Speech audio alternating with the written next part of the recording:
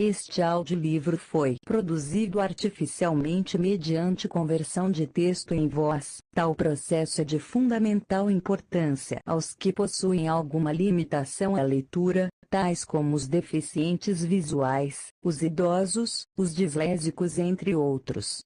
Alertamos que, por se tratar de produção não natural da voz humana, o áudio pode apresentar incorreções fônicas e outras falhas decorrentes da própria ortografia, como no caso das abreviações, pontuações e palavras estrangeiras.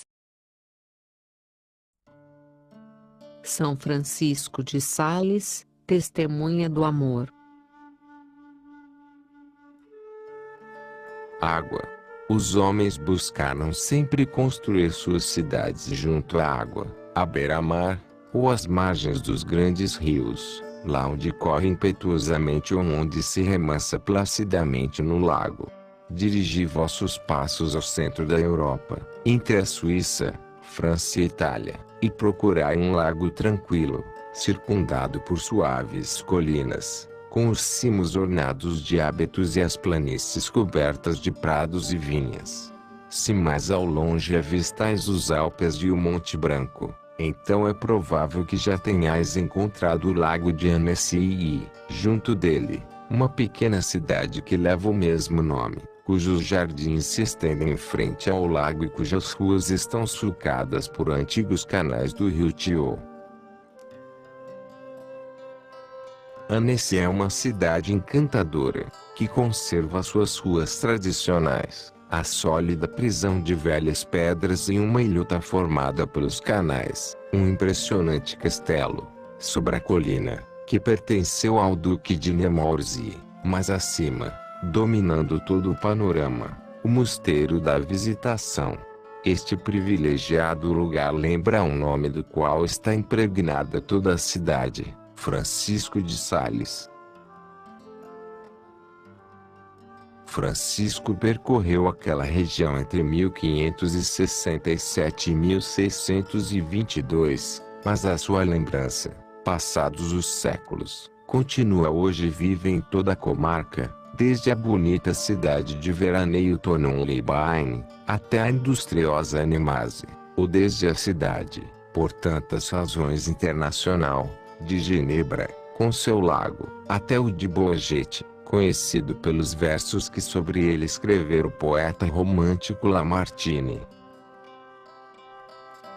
No ano de 1924, a Academia Florimontana erigiu um precioso monumento de bronze a Francisco de Sales, príncipe das letras em língua francesa. E o Papa João Paulo II lembrava uma página formosa do seu livro Introdução à Vida Devota, que apresenta de maneira simples e esplêndida a vocação de todos os cristãos à santidade e, ao mesmo tempo, o modo específico com que cada um a realiza.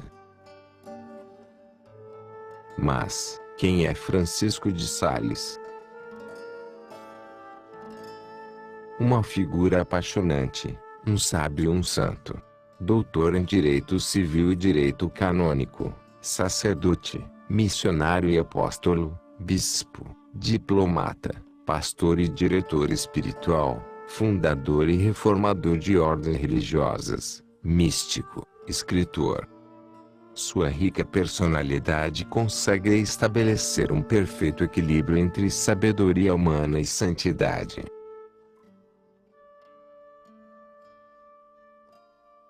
Infância e juventude. Francisco nasce no Castelo de Sales em 1567, filho dos senhores de Boisy, Francisco de Novelles e Francisca de Sionas, pertencentes à nobreza do Ducado Soberano de Saboia. Seu pai, militar, já bem maduro em anos e provado nas batalhas, sua mãe, uma jovenzinha que mal completara 15 anos. Diferença de idade nada surpreendente naquela época, mas que marca com frequência o temperamento dos filhos. É o primogênito e, além disso, durante 9 anos filho único. Experimenta, assim, a delicadeza e ternura de sua mãe, junto com sua sembrada piedade. Disse que as primeiras palavras que pronunciou foram: Deus e minha mãe me amam muito. O amor marcou sua vida. É o distintivo de sua personalidade. Nas palavras de sua ama de leite, Francisco era um menino muito gracioso, valente, afável, suave e comunicativo. Tão prudente e edificante nas palavras que todos o amavam. Mas, um menino também guloso e travesso. Um dia, se encanta com as fitas coloridas que vê na camisa de um carpinteiro que vai ao castelo e, às escondidas, as pega, o que lhe vale uma boa reprimenda de seus pais, atenuada porque confessa ingenuamente sua culpa. Outra vez, prefere suportar a queimadura na mão, provocada por um doce recém-tirado do forno, do que renunciar ao gosto de comê-lo. A seguir, guarda silêncio, para não acusar o cozinheiro imprudente que lhe quisera pregar uma peça. Seu temperamento é vivo e, com frequência, ante a menor contrariedade fica vermelho pelo esforço que tem de fazer para dominar-se. Assim, desde os primeiros anos sua personalidade se manifesta muito atraente. O encanto consiste na união que nele acontece entre qualidades contrárias. Seus pais sabem orientar a educação de todos os traços de seu caráter. Querem fazer dele um perfeito cavalheiro e um bom cristão. Logo mandam-lhe estudar fora de casa, primeiro no colégio de La Roche, a seguir no de Annecy e, quando tem apenas 11 anos, mandam-no a Paris, centro da cultura europeia da época. Ali passa 10 anos aprendendo humanidades, retórica e filosofia. Sua inteligência e sensibilidade encontram no estudo uma fonte de desenvolvimento e de equilíbrio. O humanismo, para Francisco, não é um adorno ou jogo de espírito, mas a conquista da verdade, a busca da verdadeira vida. Em seus estudos compromete todo o seu ser, inclusive seu destino espiritual. 15. 20 anos. São para ele, como para todos, uma idade crítica. O ambiente mundano que o rodeia está muito longe do de Sales. Frequenta a corte e os palácios dos príncipes. Destaca-se nas artes próprias da nobreza, manejo da espada, equitação, dança. É um jovem cavalheiro que agrada em qualquer lugar. E ele tem consciência disto. Seu coração não é de pedra. Quer permanecer fiel aos ensinamentos recebidos, e por isso luta, se mortifica. Ora, não cobramos com falsas aparências este adolescente. Deixemos-lhes a honra de seu combate. De dezembro de 1586 a janeiro de 1587 sofre uma profunda crise existencial. Desde os 12 anos tem a convicção de querer única e totalmente ser um homem de igreja. Agora sente atração pelo mundo. Terá o coração dividido. Procura a solução para suas inquietações na teologia, mas resposta se faz esperar. Chega inclusive a perguntar-se: serei do número dos eleitos, ou dos condenados? O que está em jogo, neste drama, é o amor de Deus, cujas delícias já tinha experimentado e do qual teme ser privado para sempre.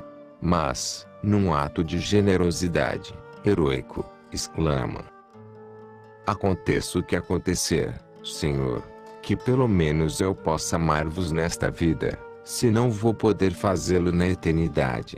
E se tiver que ser maldito entre os malditos, que não seja eu daqueles que maldigam vosso santo nome. Desta longa prova, Francisco sairá, afinal, vencedor. Um dia, orando na igreja de Santo Estevão, diante da imagem da Virgem Negra, recita o Lembrai-vos. De repente a tentação se desvanece e ele recobra a paz. Passou por uma etapa decisiva, capital. Conheceu um dos estados mais elevados da vida mística, um dos mais purificadores, a desesperança do amor. Saiu mais puro, mais forte, mais enamorado de Deus e decidido a levar este amor aos homens, seus irmãos. Quando regressa para casa, aos 21 anos, quase não conhece sua família.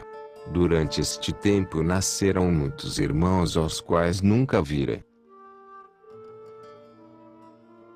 A alegria no encontro com os seus dura pouco. Querendo seu pai que lhe seja senador, manda à Universidade de Pádua, para doutorar-se em Direito.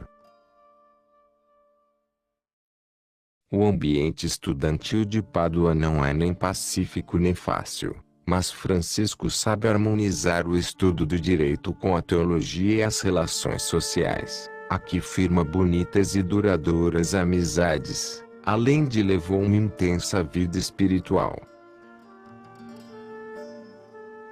Sem embargo, esta perfeição tão simples e tão atraente incomoda aqueles que não sabem agir como ele. 3 companheiros saboianos, buscando fazê-lo cair no ridículo, armam-lhe uma emboscada. Uma noite, saem-lhe ao encontro, armados, e começam a provocá-lo. Francisco, rápido nos reflexos e hábil no manejo da espada, desarma-os e os obriga a fugir, envergonhados. Em outra ocasião, intenta novo assalto, porém de outra espécie, pretextando uma entrevista com o notável jurisconsulto, querem vê-lo cair nas malhas de uma cortesã. Percebendo, Francisco faz frente e se retira com dignidade. A tentação de Paris agrava-se em Pádua. Uma página de seus apontamentos pessoais, verdadeira joia da literatura mística, nos dá a conhecer o resultado de seu próprio combate espiritual, que termina com um admirável ato de confiança e abandono. Estou disposto a ignorar tudo para melhor conhecer aquele que é a sabedoria do Pai, Cristo, e Cristo crucificado. Sim, Pai, porque isto é do teu agrado, meu coração, ó meu Deus, está pronto, por teu amor, a ser condenado. Por teu nome está igualmente disposto para a glória, ó Jesus. Amém. Ó Jesus, ó Maria. Também desta vez, como em Paris, a crise moral é acompanhada por uma enfermidade que leva à beira da sepultura.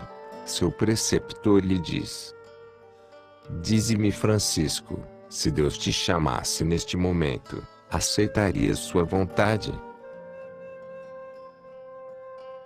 A resposta não é só afirmativa. Francisco recebe a notícia com um coração dilatado. Confessa-se com seu diretor, Padre Possevino, e faz um testamento memorável. Entrego minha alma a Deus. Meu corpo, após a morte, entregai-o, vos-lo rogo, aos estudantes de medicina, a fim de que, não tendo servido para nada durante a vida, possa ser útil após a minha morte. Sentir-me-ia feliz se por este meio pudesse impedir alguma das lutas e assassinatos que cometem os estudantes quando querem os corpos dos justiçados para fazerem suas práticas. Gesto de caridade e de humildade, no qual também se vê outro dos traços de Francisco de Sales, interessa-se vivamente pelas ciências naturais, e, especialmente, pelo estudo do corpo humano, que se lhe depara como a mais excelente das maravilhas da criação. Uma vez terminado seu breve testamento, recebe das mãos de seu diretor o santo viático e extrema-unção, e, de um modo imprevisto, recobra a saúde e retoma, com um novo ânimo, seus estudos. Aos 24 anos de idade, já doutor em Direito, depois de um brilhante exame, volta para casa. Seu pai lhe concede o título do senhorio de Vilarogete, prepara-lhe a melhor biblioteca jurídica da Savoia e fala com os nobres para que admitam seu filho como advogado e senador no parlamento de Chambéry. Mas os projetos de Francisco são outros. Por opção pessoal, estudou teologia e se prepara para ser clérigo. Enquanto isso, o senhor de Boissy preocupa-se em encontrar-lhe uma esposa. Francisco, porém, anseia por vestir uma batina. O pai vê que todos os seus planos acerca deste filho extraordinário caem por terra. Insiste para que, pelo menos, harmonize seu cargo de senador com o ministério presbiteral. Francisco não aceita a proposição. Não quer ficar dividido entre Deus e o mundo. Deseja ser total e exclusivamente da Igreja.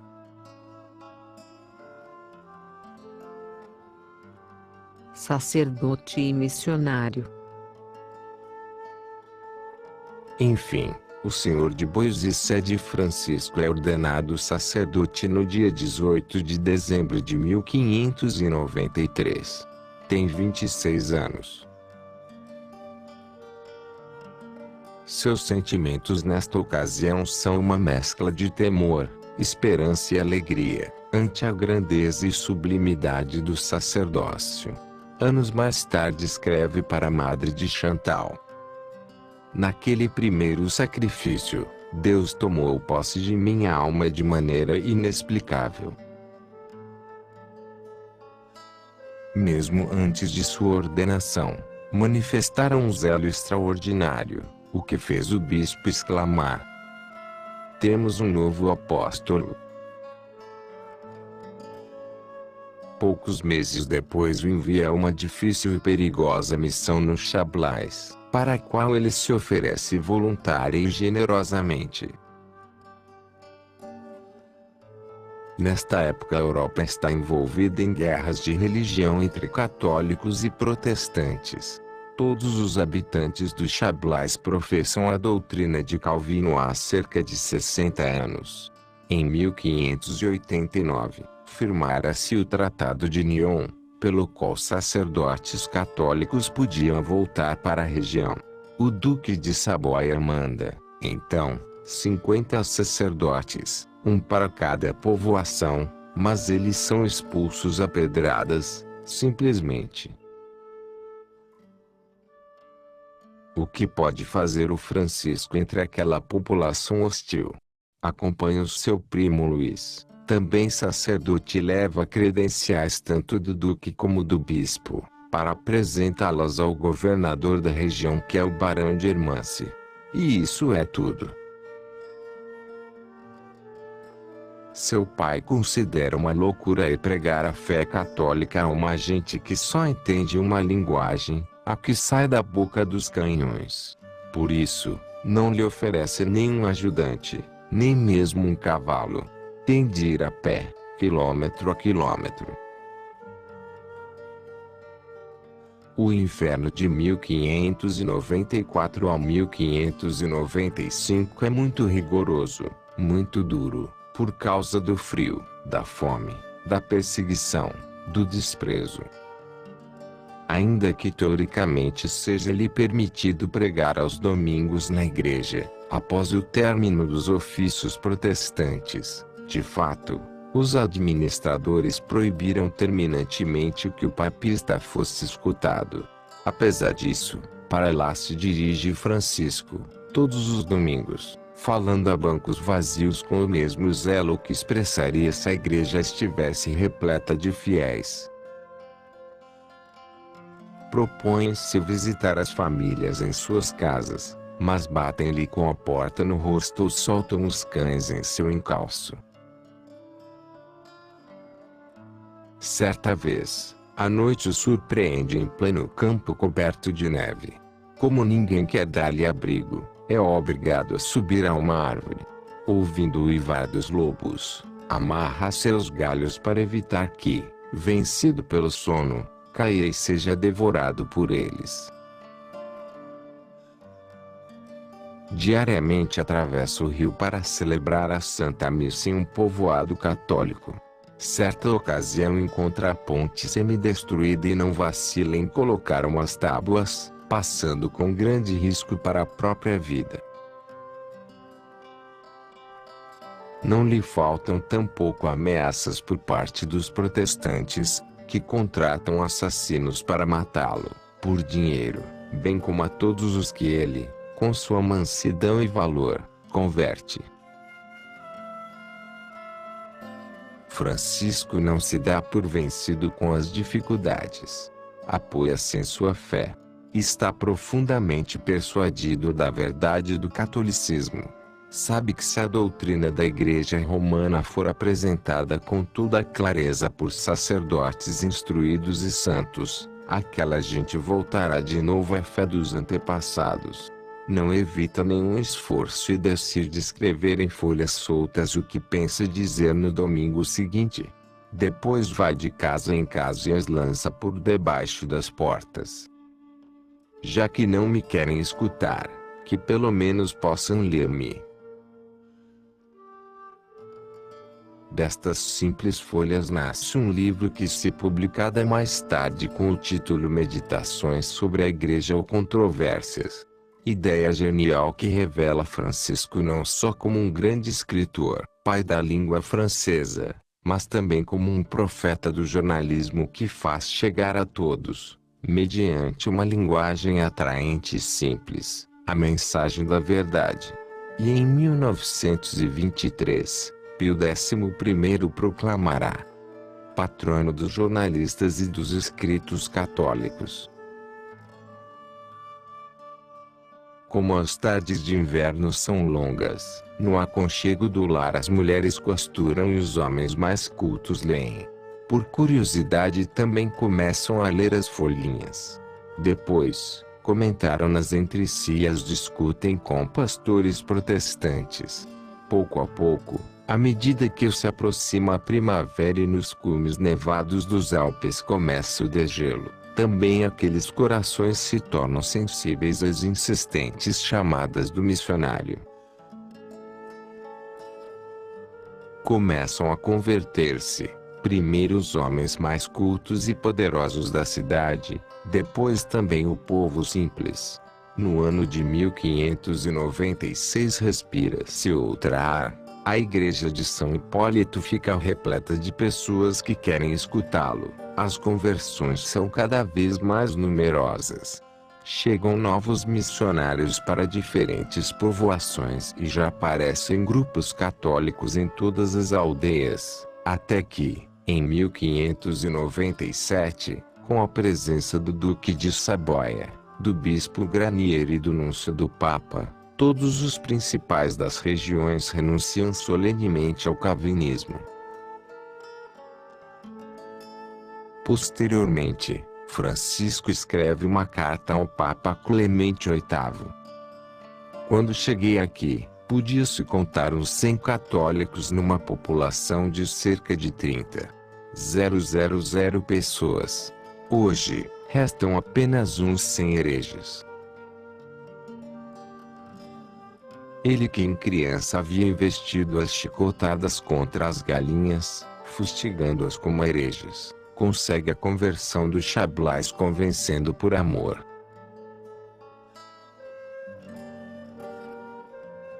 Coadjutor do Bispo de Genebra. Após a conversão do Chablais, Francisco volta a Annecy e em 1598, quando tem 31 anos e apenas 5 de fecundo ministério sacerdotal, Monsenhor de Granier o propõe como auxiliar e sucessor seu. Reiteradamente, nega-se a aceitar, considerando-se indigno e só aceita quando lhe dizem que está se opondo à vontade de Deus. Assim é preconizado o bispo de Nicópolis em 1599, mas adia sua consagração por respeito filial para com seu bispo, a quem venera e admira. Neste tempo assume os encargos do bispado, mas não as honras.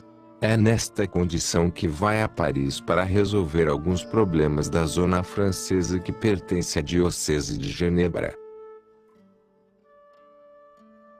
Suas gestões diplomáticas fracassam, mas mesmo assim é uma época fecunda em pregações em todas as igrejas de Paris e até na corte, conseguindo um êxito apostólico considerável. Conhece o rei Henrique IV, já convertido ao catolicismo, e personalidades como os cardeais de Retz e Richelieu.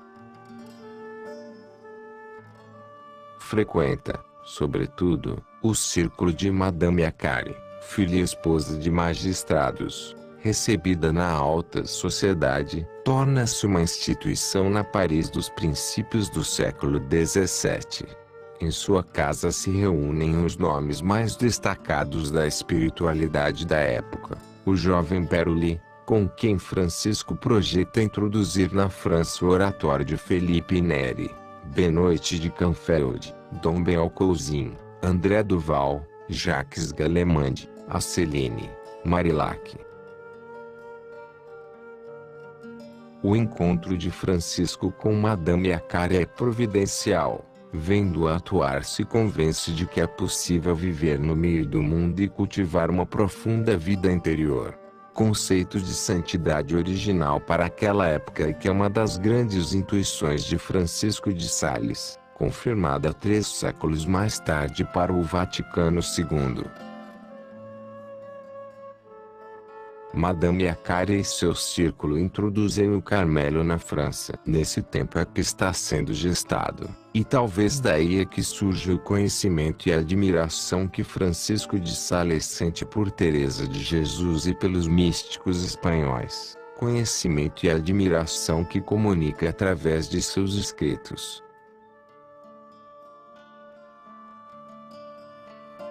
Bispo de Genebra. Quando regressa a Saboia, Monsenhor Granier já havia falecido. Francisco de Sales é sagrado príncipe bispo de Genebra, no dia 8 de dezembro de 1802, festa da Imaculada Conceição da Virgem Maria, em cujas mãos, como ele mesmo diz, coloquei o meu destino. Fixa sua sede em Annecy, por estar a capital ocupada pelos calvinistas. Mora numa modesta casa, reservando para si o pior quarto. Adota um estilo de vida austero, não usa carruagem e quer que sua residência esteja sempre aberta para todos. Como bispo, o amor segue impulsionando toda a sua ação pastoral. Mudam suas funções, suas responsabilidades, mas não seu modo de ser e agir. Por isso diz que quer reconquistar Genebra pela caridade, usando nesta batalha, como únicas armas, a oração e a penitência.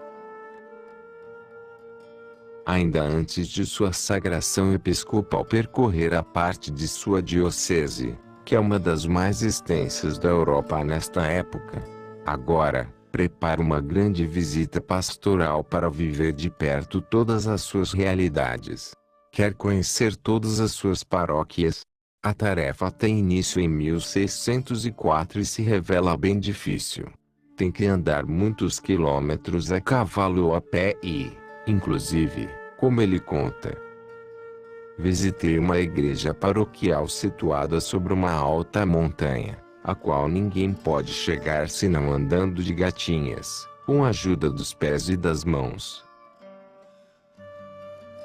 Pés e mãos que com frequência se ferem, sem que isto constitua um obstáculo para que o bispo continue seu caminho até chegar onde moram os pastores alpinos. Com eles compartilha a vida, a solidão e o frio. Suas cartas nos revelam os sentimentos que estes encontros lhe inspiram. Os aldeões me contam que um pastor que saíra em busca de uma de suas vacas, que se extraviara, resvalou numa geleira e morreu de frio. Oh, meu Deus! Disse comigo. Este gelo não foi capaz de inibir o ardor com que este pastor procurava sua vaca. E por que eu sou tão negligente na busca de minhas ovelhas? Realmente, isso me tocou, e meu coração tão gelado aqueceu-se um pouco. Que humildade a de Francisco! Ele, que está abrasado por um fogo que o devora,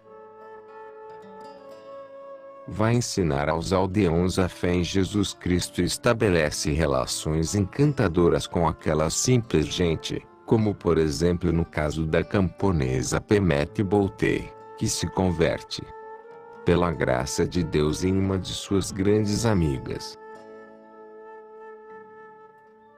Em seu caminho encontra a ignorância que às vezes provoca atitudes arrogantes, superstições, abusos, que corrige com autoridade e doçura.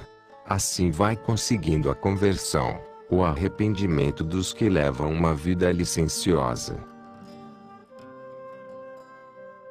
Fala, catequiza, encontra-se com o povo, reconcilia as gentes, aconselha os sacerdotes. São jornadas extenuantes, como nos revela uma carta de 1608. Quando me retiro, não consigo mover nem meu corpo nem meu espírito, de tanto cansaço. E de manhã me sinto mais animado do que nunca. A cada noite Deus realiza um pequeno milagre. Esta ajuda extraordinária de Deus não impede, às vezes, de cair gravemente doente. Mas, também por intermédio de sua fraqueza consegue conversões, como a de um jovem calvinista, que o observava. Ao saber Francisco que o rapaz o escarnecia por considerá-lo um trapaceiro, impostor, mandou chamá-lo. Acolheu-o com tanta confiança e bondade que o jovem não resistiu e lhe confessou: Monsenhor, vejo que tendes o dom de ler o íntimo dos corações. Fui enviado por nossos ministros para saber o que vindes fazer nestas paragens. Venho, meu filho, buscar minhas ovelhas e vós sois uma delas. E dizendo isto, abraçou-o com ternura. O jovem, comovido, caiu de joelhos aos pés do bispo e pediu-lhe que o instruísse na fé católica. Este é Francisco de Sales. Em qualquer circunstância, admirável. É decididamente um gênio completo. Nele todas as qualidades e virtudes se equilibram, se fundem umas nas outras. Tudo isto é aquecido de um maravilhoso dom de comunicação. Sua bondade, sua paciência atraem para ele os corações. Consciente desta graça divina, escreve: O coração de meu povo é quase todo meu. Ele, que no começo desta visita temia encontrar cruzes de todo tipo a cada passo, obtém grandes frutos, e pode dizer, ao terminá-la, que as cruzes se converteram em louros e palmas.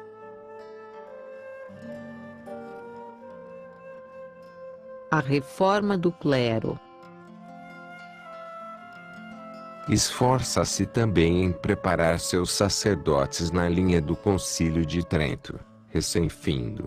É uma tarefa difícil, porque se encontra com um clero inculto, às vezes pouco virtuoso, e somente preocupado com o lucro de seus benefícios. É obrigado a enfrentar alguns homens poderosos que manipulam os bens eclesiásticos em favor de seus protegidos, tenham ou não vocação sacerdotal. Custa-lhe esta reforma mais de um desgosto. Mas, pouco a pouco, vai conseguindo dignificar os sacerdotes.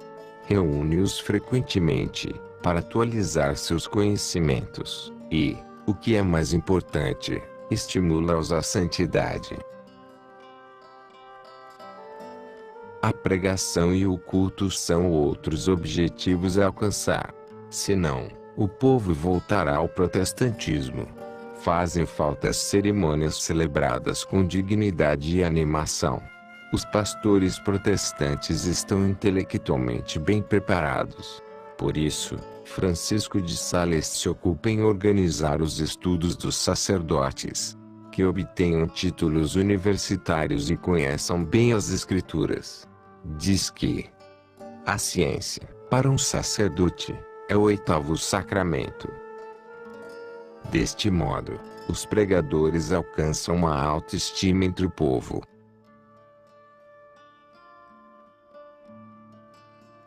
Francisco, o Evangelho falante.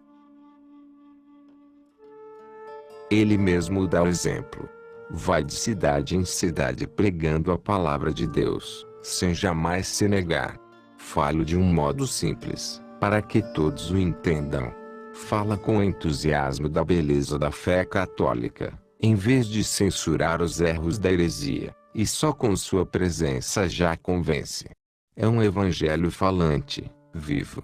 Mais tarde, quando mesmo Francisco disser que a única diferença que existe entre o evangelho escrito e a vida dos santos é a que existe entre uma partitura de música escrita e executada por um regente, não fará mais do que manifestar o que é a sua própria vida. Os santos são o evangelho colocado em prática. Para instruir o povo, além de sua dedicação pessoal, Francisco de Sales chama os jesuítas e os barnabitas para que fundem colégios, em que se ensine gramática e humanidades. Na região, cria, também, a Santa Casa de Thonon, pioneira de nossas escolas de artes e ofícios. E, para fomentar o cultivo das letras e das ciências, a Academia Florimontana, muito antes do nascimento da Real Academia da Língua Francesa. Preocupa-se, também, em organizar na diocese a catequese infantil. Tem prazer em instruir as crianças toda semana.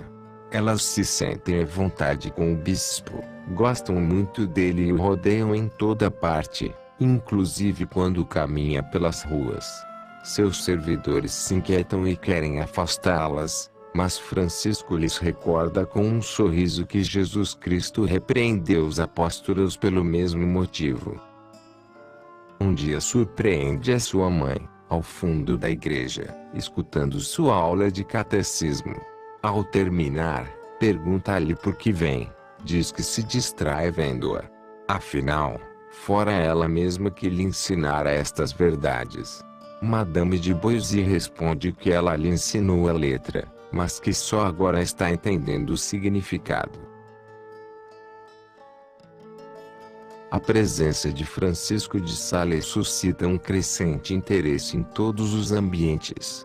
Querem transferi-lo a alguma outra diocese mais importante, como a de Paris. Fala-se inclusive de elevá-lo ao cardinalato. Ante semelhantes proposições recusa-se sempre com humildade. Seu único comentário é: somente a glória de Deus, manifesto em meu superior, o Papa, pode tirar-me de Genebra. E, referindo-se à púrpura cardinalícia: peço a Deus que afaste de mim esta dignidade porque não a mereço. Oxalá minhas vestimentas se tornem rubras somente com meu sangue.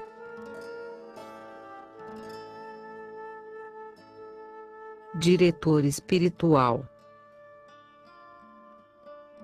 É constantemente convidado para pregar, sobretudo no Advento e na Quaresma, em não poucas cidades, em sua diocese e fora dela.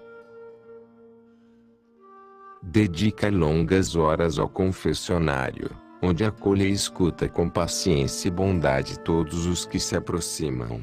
Quando o recriminam por empregar tanto tempo neste ministério, responde simplesmente: não há ninguém que queira mais aos pecadores que Jesus Cristo e eu. Também há muitas pessoas que querem colocar-se sob sua direção espiritual, mesmo que seja somente através de cartas. Isso ocupa um outro capítulo da vida de Francisco, sua correspondência particular. Tem um notável dom para personalizar cada carta. Nenhum destinatário é igual a outro e nem mesmo se encontra sempre na mesma situação. Na intimidade de sua correspondência, mais do que em suas outras obras, apoia toda a sua espiritualidade no coração. Se na missão do Chablais se mostra combativo, audaz, jurista e diplomata, na correspondência espiritual se apresenta como um maravilhoso amigo das almas, cuja finura psicológica se embasa numa doutrina mística firme em si mesma. Madame de Brulart, esposa do presidente do Parlamento de Borgonha, é uma de suas destinatárias. O Santo Bispo lhe oferece uma direção simples, compatível com seu estado de vida, colocando acento em pontos elementares de toda a vida espiritual. Aconselho-vos visitar de vez em quando os hospitais e consolar os enfermos. Os enfermos se beneficiarão do vosso adiantamento espiritual, se traduz num trato mais caritativo. Vosso marido verá que, quanto mais avançais pelo caminho da perfeição cristã, mais cordial sois para com ele, e mais suave será o carinho com que o tratais.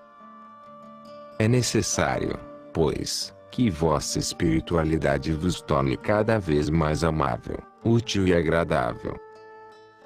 Definitivamente, deveis fazer com que vossa devoção se torne cada dia mais atraente.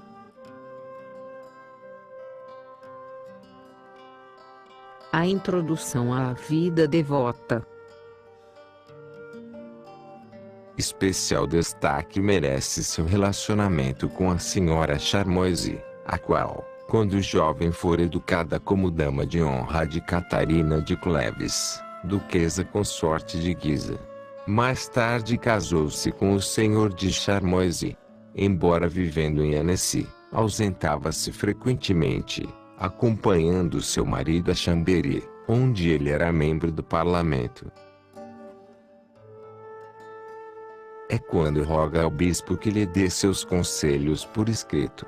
Assim, no decorrer do tempo, reúne um pequeno volume e mostra a um jesuíta, que, admirado, anima Francisco a publicá-lo. Ele, com simplicidade, o revisa, ordena e acrescenta outros escritos. Assim, surge, em 1609, seu famoso livro Introdução à Vida Devota.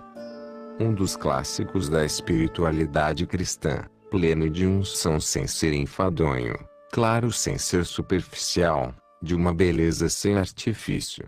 Poderia ter se intitulado Introdução à Espiritualidade Cristã Secular. O que atrai nele, principalmente, é que põe a santidade ao alcance de todos e responde ao desejo fundamental do coração humano. Nascemos para buscar a felicidade. Por isso, nosso pobre coração, ao correr atrás das criaturas, corre ansioso, crendo poder satisfazer seus desejos, mas apenas os alcança, comprova a sua vaidade e não se satisfaz.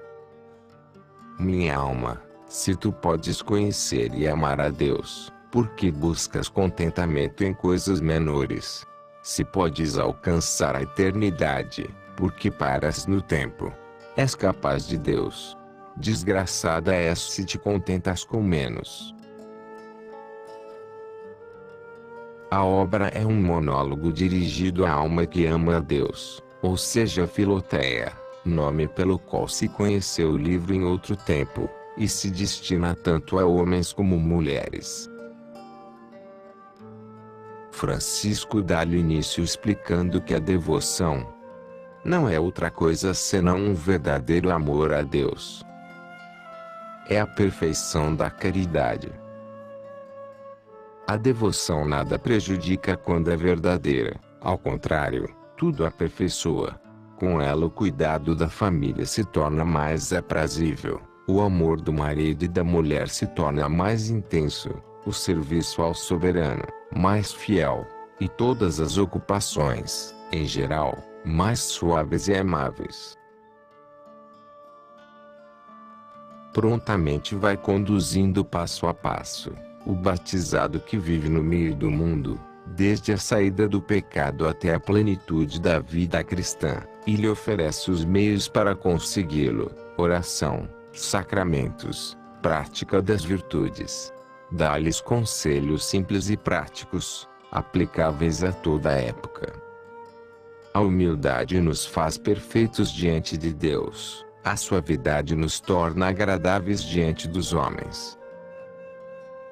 Não te encolerizes nunca, e, se for possível, não busques pretexto algum, qualquer que seja, para dar entrada em teu coração à ira, pois o apóstolo São Tiago diz, incisivamente, que a ira do homem não é capaz de cumprir a justiça de Deus. Devemos resistir ao mal e opor-nos aos vícios dos que estão submetidos aos nossos cuidados, com persistência e firmeza, mas de uma maneira suave e tranquila. O mesmo te digo do teu modo de falar. Guarda-te da duplicidade, dos artifícios e enganos. Que seja suave, franco, sincero, espontâneo, ingênuo e fiel. Não lhe falta o gracejar quando trata das circunstâncias comezinhas da vida do dia a dia. Todavia, quero pedir-te algo mais, quero que suportes com doçura as pequenas incomodidades de cada dia. Essa dor de cabeça ou de dentes, ou outra indisposição, ou a palavra inoportuna do marido ou da esposa, a quebra de um cristal, a perda de uma luva ou de um lenço, o pequeno mal esta que exige o deitar-se mais cedo, ou levantar-se de madrugada para fazer oração antes de comungar. Numa palavra, todos os sofrimentos recebidos e praticados com amor agradam muito à bondade divina. As grandes ocasiões de servir a Deus se apresentam raramente, mas as pequenas são constantes. Pois bem, quem for fiel no pouco, disse o Senhor, será constituído sobre o muito. Faze, então, todas as coisas em nome de Deus e tudo estará bem feito. Quer comas, quer bebas, quer durmas, quer te recreies, quer cuides de panelas, enquanto cumprires bem teus deveres, ganharás muito diante de Deus, fazendo todas as coisas porque Deus assim o quer. Francisco adverte Filoteia sobre as dificuldades que terá e como deve proceder. Mostra o conceito cristão de pobreza e de riqueza. Deixa-me dizer-te uma palavra sobre a pobreza. Olha, as riquezas que possuímos não são nossas. Deus nos confia para que as administremos e as tornemos úteis e produtivas. Tenhamos, pois, cuidado zeloso na conservação e aumento dos nossos haveres quando se apresentar justa ocasião de fazê-lo enquanto nossa condição o permitir. Deus quer que o façamos por seu amor. Mas quero também que ames os pobres e a pobreza, porque o amor nos assemelha à pessoa amada.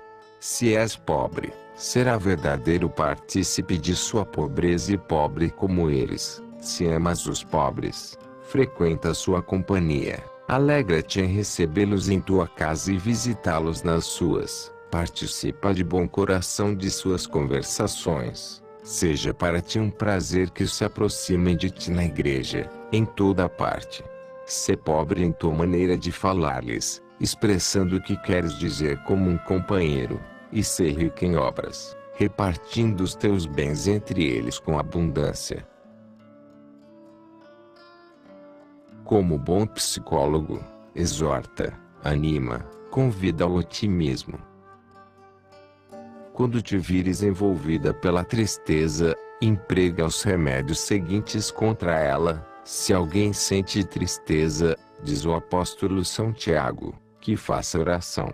A oração é o remédio soberano, pois eleva o espírito para Deus, nossa única alegria e nosso consolo, mas, ao rezar, emprega afetos e expressões que aumentem a confiança e o amor, como por exemplo: ó Deus de misericórdia, meu bom Deus, meu amável Salvador, Deus de meu coração, minha alegria, minha esperança, meu querido esposo, benfeitor de minha alma, e, assim, outras expressões semelhantes. Quando experimentares alguma tentação, faze como as crianças quando veem um lobo ou urso no campo, imediatamente correm para os braços do pai ou da mãe, ou pelo menos os chamam para que as ajudem. Recorre a Deus invocando seu auxílio e sua misericórdia. Este é o remédio que o Senhor nos prescreveu e ensinou. Orai para não cairdes em tentação.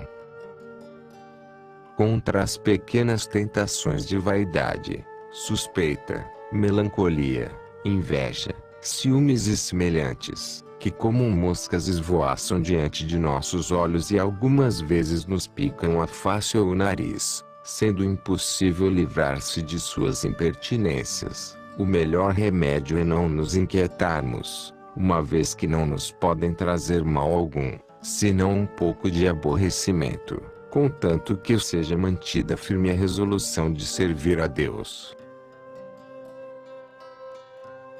Termina convidando a alma que ama Deus a retirar-se de vez em quando para refazer as forças e avançar com alegria neste caminho. Finalmente eu te conjuro, por tudo que há de mais sagrado no céu e na terra, pelo batismo que recebeste, pelo coração ardente de caridade com que Ele te ama, e pelas entranhas de misericórdia nas quais tanto esperas, que continues e perseveres em teu feliz empreendimento de abraçar a vida devota. A introdução à vida devota constitui o maior êxito editorial do seu tempo, e continua vivo hoje, com mais de 1000 edições em todas as línguas.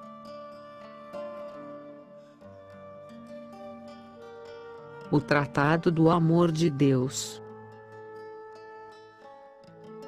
Francisco de Sales não escreve pelo prazer de escrever. É o zelo pelo bem das almas que o move a transmitir, através da pena, tudo o que sabe e vive, desejando atingir o maior número possível de pessoas. Nunca tinha pensado em escrever a introdução, que surgiu sem embargo providencialmente. Mas, em outro livro, sim, trabalha desde 1606. É o Tratado do Amor de Deus, que será dado à luz 10 anos mais tarde, fruto de sua experiência própria e das pessoas com quem se relaciona.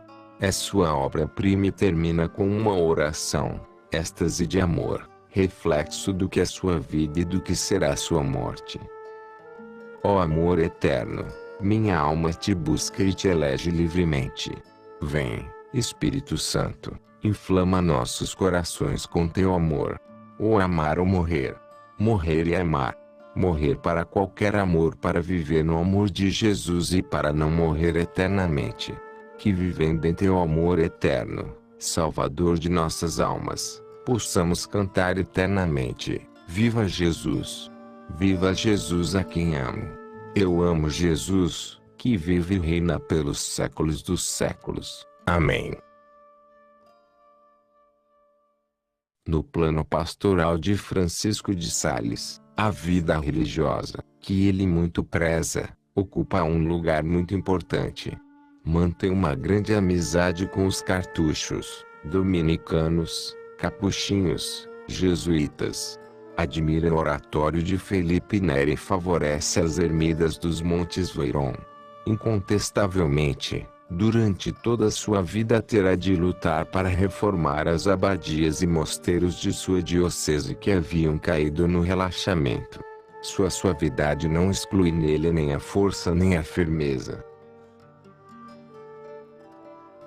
A ampla experiência que possui sobre a vida religiosa, e a profunda estima que lhe dedica, levam-no a fundar uma congregação que preencherá um vazio no panorama conhecido até então, sendo ao mesmo tempo uma grande novidade. A ideia foi amadurecida durante muito tempo em seu coração de sacerdote e pastor.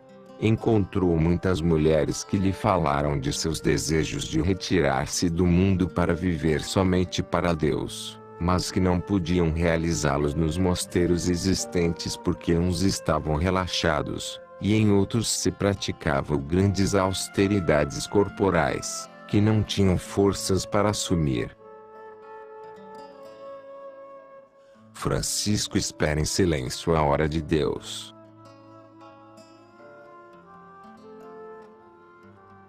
Seu encontro com a baronesa de Chantal.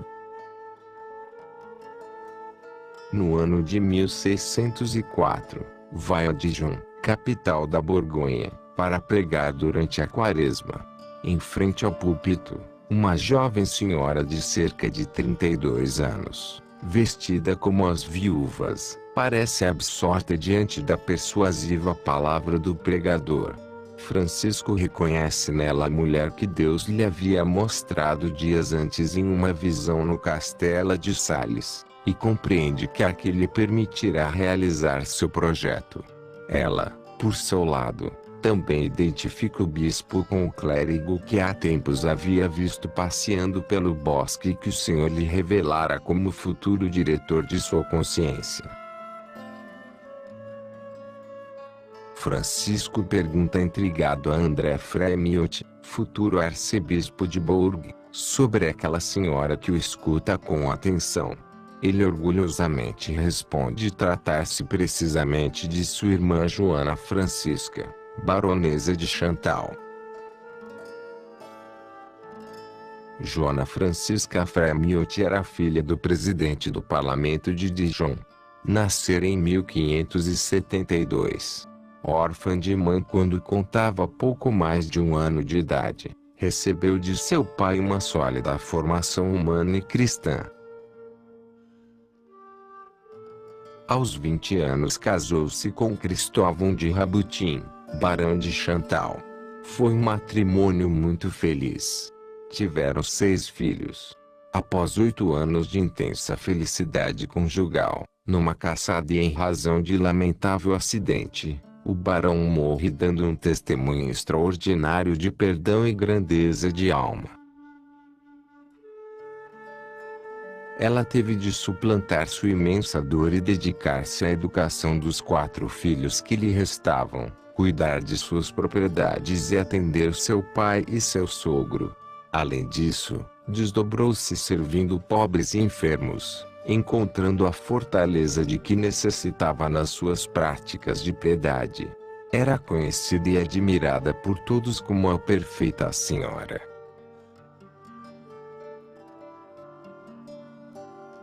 Fundador da Ordem da Visitação.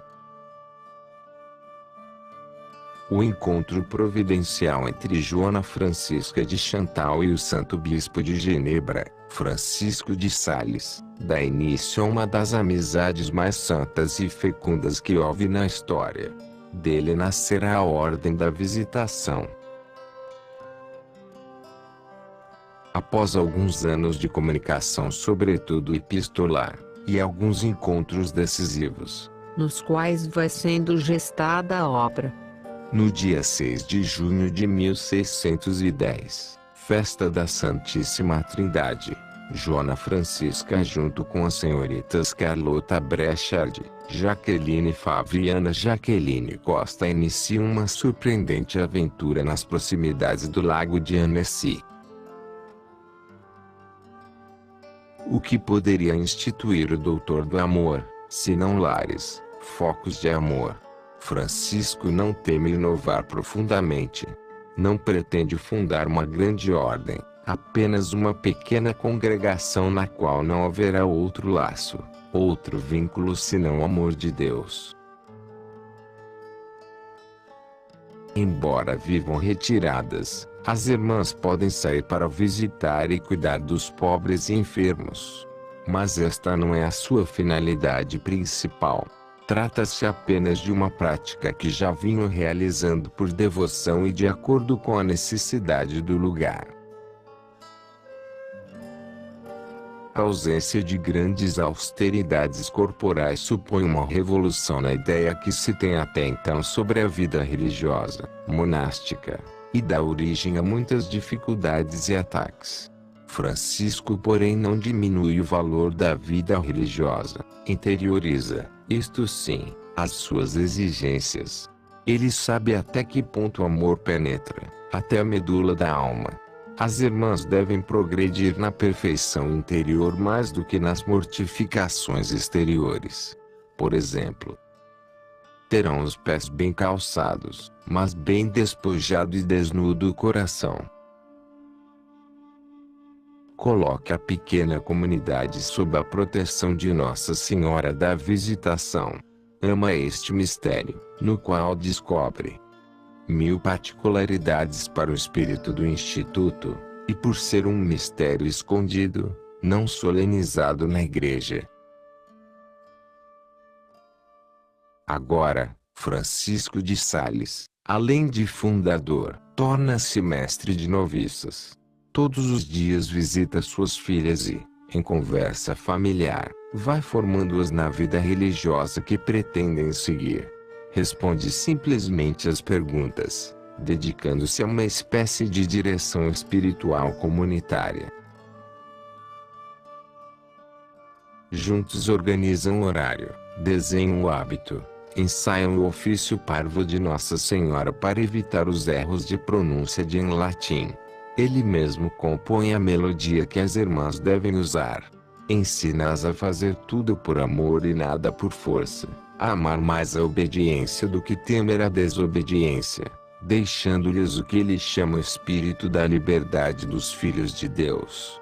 Destes colóquios, recolhidos fielmente por escrito pelas primeiras visitandinas, nascerão em 1628 os entretenimentos ou conversações espirituais. Obra póstuma em que se revela viva a presença do autor. Apesar das críticas, que não faltam, as vocações afluem e se perdem muitas fundações. É evidente que este novo instituto responde à necessidade das almas e da Igreja. Mas a fundação de Leão, em 1615, obriga Francisco a rever alguns pontos importantes de seu projeto. Se quiser que se estenda na França, deverá transformar sua pequena congregação em ordem religiosas segundo as leis do Concílio de Trento, com votos solenes e clausura. Na disciplina eclesiástica da época não se entende aquilo que, anos mais tarde, será uma realidade com São Vicente de Paulo, baseado precisamente em Francisco de Sales, as congregações de vida ativa, que tornam a Igreja presente em todos os âmbitos da sociedade. O bispo de Genebra, inovador, audaz e inspirado, tivera esta intuição. Não obstante, com uma grandeza espiritual extraordinária, com grande humildade, condescende diante de um arcebispo, primaz das Galhas, 10 anos mais jovem que ele e muito menos clarividente. Também neste momento crucial de sua vida identifica-se com Jesus Cristo, que, mesmo sendo Deus, aniquilou-se tornando-se um entre tantos. E, como ele, morrendo, renunciando à sua própria iniciativa, triunfa. Mantém-se firme no que considera essencial. Sua ordem é, em todos os sentidos, algo totalmente novo, diferente e, como o banquete do Evangelho, está aberta para todos. A ordem é aprovada definitivamente em 1618, estendendo-se rapidamente pela França, Saboia, Itália. Quando Francisco morre, em 1622, já há 13 mosteiros. Em 1641, data do falecimento da Madre Chantal, 87.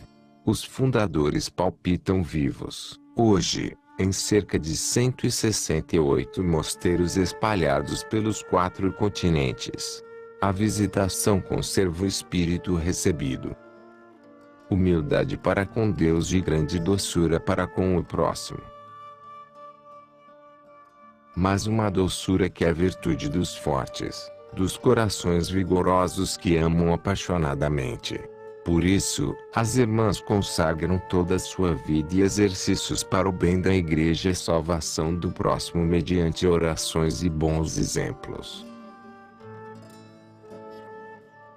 Filhas do Doutor do Amor e conscientes da missão que lhes foi confiada em Paralimonial, através de sua irmã Santa Margarida Maria Alacoque, expandir a devoção ao coração de Jesus. As visitandinas do mundo inteiro querem que cada um dos mosteiros seja um foco ardente, a partir do qual a caridade de Cristo se estenda aos corações de todos os homens. Na Espanha, as religiosas da Visitação são mais conhecidas como salesas, honrando assim o sobrenome do fundador. As visitandinas não são as únicas herdeiras do espírito de São Francisco de Sales. Ao longo dos séculos foram surgindo na igreja muitas famílias religiosas, associações de leigos ou de sacerdotes unidos por este modo peculiar de praticar o evangelho, os missionários, os padres e oblatos de São Francisco de Sales, a Sociedade de Dom Bosco os Salesianos, as Filhas de Maria Auxiliadora, a Fraternidade da Visitação, o Instituto Secular São Francisco de Sales. A família salesiana é, na expressão de um dos seus mais insignes conhecedores, o dominicano Padre Lajaune, a mais numerosa na igreja atual.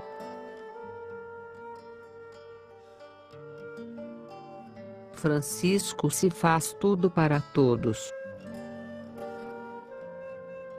Francisco de Sales, em todas e em cada uma das circunstâncias que se lhe apresentam em suas múltiplas atividades e relações, faz-se tudo para todos, sabe tratar com o Papa, com os reis e os poderosos, com os religiosos, com as mulheres, com os mais simples do povo. É encantadora, por exemplo, sua relação com Martim, um surdo-mudo de 25 anos. Encontra-o abandonado. Recolhe-o e o educa com paciência e tato, conseguindo fazer dele uma pessoa útil que passa a viver em seu palácio e sobre o qual há um anedotário muito afetuoso. Isto valeu a São Francisco de Sales o título de padroeiro dos surdos mudos. Tem um coração maternalmente paternal. Um dos seus criados chega bêbado à noite. Ele mesmo o retira da rua e o põe na cama com ternura. Este ato do bispo, mais do que qualquer repreensão, leva o criado a emendar-se de seu vício.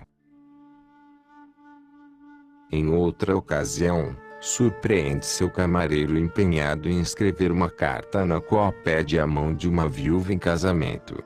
O bispo a lê e percebe que o assunto poderia ser colocado em melhores termos. Com simpatia lhe diz: "Tu não entendes destas coisas." Senta-se e ele mesmo redige outra, dizendo ao camareiro que a copia com sua letra. E o anima.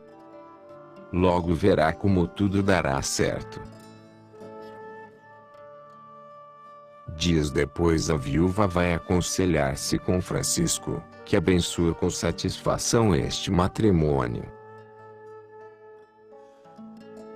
O distintivo de São Francisco de Sales é o amor, e um amor que chega ao extremo, amar os inimigos. O bispo de Genebra, mesmo sendo afável ante o Papa, ante o Duque de Nemours e de Saboia, levantam calúnias de toda espécie, fazem zombarias de muito mau gosto. E ele retribui sempre o mal com o bem. Alcança os píncaros do amor. Se Deus quisesse que eu não amasse meus inimigos, isto seria muito difícil para mim. Chega a tais extremos que o povo comenta: "Se quereis receber algum benefício, injuriai nosso bispo." Mas Francisco não tem uma natureza insensível. Em face das injúrias, diz que lhe ferve o sangue na cabeça. Tem no entanto domínio de si, tem sempre a alma em suas mãos. Não quer perder em um minuto o controle que conseguiu conquistar com esforço, ao longo de muitos anos. É conhecida a expressão: apanham-se mais moscas com uma colher de mel do que com 100 barris de vinagre. Ele sabe disso por experiência própria. Seu temperamento colérico foi se transformando à força de uma constante luta consigo mesmo. A autópsia nos revelará o preço que esta luta lhe custou. Sua bilis aparecerá endurecida, ressequida e dividida em 300 pedrinhas. A única explicação que os médicos darão para este fenômeno, a violência que praticou consigo mesmo. Vive totalmente esquecido de si, entregue aos outros. Dá seus pertences, até os candelabros de sua capela, e inclusive a própria camisa, a um pobre necessitado. Dá seu tempo, todos os seus talentos. Dá-se a si mesmo. A morte o surpreende em plena doação.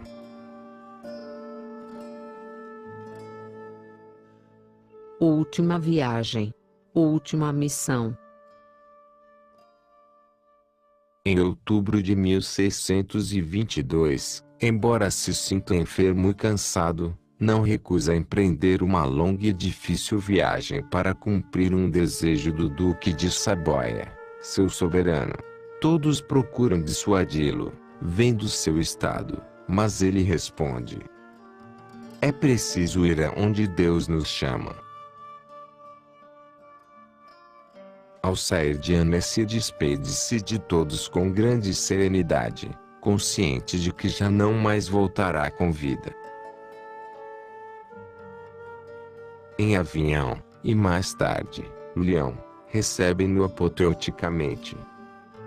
O Santo Bispo de Genebra, o fundador da Visitação, o autor da Introdução à Vida Devota e do Tratado do Amor de Deus. Ele, que tem tão baixo conceito de si mesmo, sente-se tentado a fazer algo que o rebaixe aos olhos de todos, como já havia feito uma vez em Paris, ante a expectativa e a curiosidade que sua presença despertara. Entretanto, fiel ao seu costume, não se nega a ninguém. Atende a todos os que buscam seus conselhos e sua ajuda. Somente vai às festas da corte quando sua presença é presença indispensável. Prefere ficar alojado na pobre casa do jardineiro da Visitação e justifica a escolha dizendo que gosta de ficar perto de suas filhas. Acorre a ele tão grande número de pessoas que de manhã à noite tem todas as horas tomadas. Havia sonhando em terminar seus dias como ermitão e vai extinguir-se no meio da corte, esgotado pelas obrigações do mundo. Quando lhe resta um momento livre, dirige-se ao locutório da Visitação. Acontece ali o seu último encontro com a Madre Chantal. Há 3 anos que não se viam. Durante mais de 4 horas tratam de diversos da ordem, adiando para um mais tarde, que ele sabe não chegará, suas confidências pessoais. Outras vezes fala com todas as irmãs, dando-lhes seus últimos conselhos. No dia 26 de dezembro deixa-lhes como testamento uma regra de ouro: não peçais nada, não recuseis nada. Nestas palavras se encerra tudo. É nesta ocasião que acontece outra das cenas amáveis e ternas de sua vida. As monjas o advertem que a porta está aberta e que o frio lhe fará mal. Francisco se levanta para fechá-la, mas volta sem fazê-lo. Ante a estranheza que causa a sua atitude, ele esclarece: Há um grupo de crianças que me olham com tanto gosto que não tive coragem de fechar-lhes a porta em pleno rosto. Celebre seu último Natal como quem já não está na Terra. Entregue-se ao extremo. Na manhã do dia 27 de dezembro, apesar de estar muito mal, continua recebendo visitas e respondendo cartas. É surpreendido por uma apoplexia. Os médicos aplicam-lhe remédios dolorosíssimos, pontas de fogo na cabeça, que lhe arrancam a pele. Com a intenção de reanimá-lo. Conseguem apenas submetê-lo a um autêntico martírio. E Francisco deixa que façam tudo, sem um lamento, uma queixa. Santo na saúde, santo na enfermidade. No dia 28, festa dos Santos Inocentes, ao entardecer, morre extenuado de tanto amar e servir a Deus, a sua igreja, ao seu povo. Tem 55 anos de idade e 20 de episcopado. Deixa após si um modelo para todos. Oferece-nos, em sua doutrina e em sua vida, a riqueza de uma mística pascal que nos ensina a passar, como Jesus, deste mundo para o Pai, fazendo o bem, indo a Deus ao ritmo do amor. O Papa Alexandre VII reconhece oficialmente a santidade de Francisco de Sales e o canoniza 19 de abril de 1665. Pio IX o declara doutor da Igreja em 1877. O padre Javier, um dos seus grandes biógrafos atuais, olhando o retrato de Francisco de Sales, pintado em 1606 por Martelange, comenta: que contrastes neste formoso rosto! Bondade e força, paz e certa melancolia, ternura e reserva, olhos penetrantes mas não indiscretos, sorriso grave, com certa picardia. Em São Francisco de Sales tudo está em harmonia, uma harmonia que vem do interior, da alma que se esconde atrás deste rosto. Uma alma que não ama senão Deus e todas as almas por Deus. Antes de ser doutor do amor foi um coração que viveu de amor, para o amor, pelo amor. Mas são os santos aqueles que melhor são capazes de definir os outros santos. Seus encontros na terra são sempre inefáveis. São Vicente de Paulo conheceu o bispo de Genebra em Paris, em 1618. Teve início, então, uma amizade que deixou uma marca profunda no pai dos pobres, imprimindo-lhe a bondade e a mansidão, que depois o caracterizariam. São muitos os testemunhos acerca de Francisco de Sales. Em seu processo de canonização declara: tinha o desejo ardente de ser um retrato do Filho de Deus. Conformou-se tão bem a este modelo que muitas vezes me perguntei com assombro como uma simples criatura podia chegar a um grau de perfeição tão elevado, dada a fragilidade humana. Seu fervor brilhava tanto nos discursos públicos quanto nas conversações familiares. Quando repassava suas palavras no meu íntimo, sentia-me impelido ao ver nele o homem que melhor reproduziu os traços do Filho de Deus quando vivia na terra.